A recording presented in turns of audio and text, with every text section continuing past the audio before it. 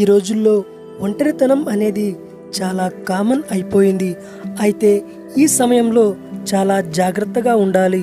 ఎందుకంటే ఒంటరిగా ఉన్నాం కదా అని ఎవరితో పడితే వాళ్ళతో మాట్లాడకుండా ఎంత జాగ్రత్త తీసుకుంటామో అలాగే మీ జీవితంలోని టాక్సిక్ వ్యక్తుల వద్దకు తిరిగి వెళ్లకుండా మిమ్మల్ని మీరు కంట్రోల్ చేసుకోండి.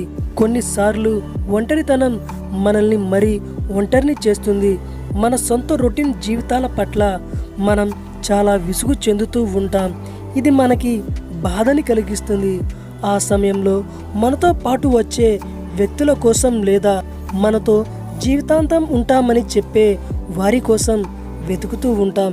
కానీ మనతో ఉండాలనుకునే వ్యక్తులు టాక్సిక్ పర్సన్స్ అయితే మీరు వారి దగ్గరికి వెళ్ళడం కాదు కదా, చాలా దూరంగా ఉండడం నేర్చుకోండి. కొన్నిసార్లు ఒంటరితనం అనేది ముందు వెనుక చూడకుండా వ్యక్తులను దగ్గర చేస్తుంది. ఆ సమయంలో మీరు అప్రమత్తంగా లేకుంటే మీ జుట్టు వారి చేతిలోకి మరోసారి వెళ్ళిపోతుంది. దీనివల్ల మీరు చాలా ఇబ్బంది పడాల్సి వస్తుంది. అందుకే బాధలో కోపంలో ఉన్నప్పుడు ఎలాంటి నిర్ణయాలు తీసుకోకూడదు అంటారు. అలాగే ఒంటరితనంలో ఉన్నప్పుడు కూడా తొందరపడి ఎవరి దగ్గరికి పడితే వాళ్ళ దగ్గరికి వెళ్లకుండా మనల్ని మనం నియంత్రించుకోవాలి. అలాంటి వారి దగ్గర ఉండడం కన్నా ఒంటరిగా ఉండడం మంచిదని తెలుసుకోండి. నేటి ప్రపంచంలో మన చుట్టూ మంచి వ్యక్తులు ఉండడం చాలా కష్టం. అలాంటి వ్యక్తులు మీ జీవితంలో ఉంటూ మీ మంచిని కోరుకునే వారే అయితే మీరు ఖచ్చితంగా వారిని వదులుకోకండి.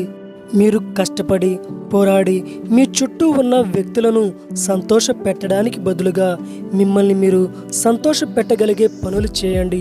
మీకున్న దాంట్లో సంతోషంగా ఉండండి. మీపై మీరు నమ్మకం ఉంచడం చాలా ముఖ్యం. కొన్ని సమయాల్లో ఇతరులు చెప్పే నెగిటివ్ విషయాలను వదిలేయడమే కరెక్ట్. ఎలాంటి పరిస్థితి ఏదైనా చివరి నిర్ణయం ఖచ్చితంగా మీదై ఉండాలి. గుర్తుంచుకోండి, ఎవరో వచ్చి చెప్పారని ఇంకెవరో మీరు ఫ్యాచప్ అవ్వాల్సిన అవసరం లేదు. మీరు ఎదుర్కొన్న పరిస్థితులను ఎప్పుడూ కూడా మర్చిపోకండి.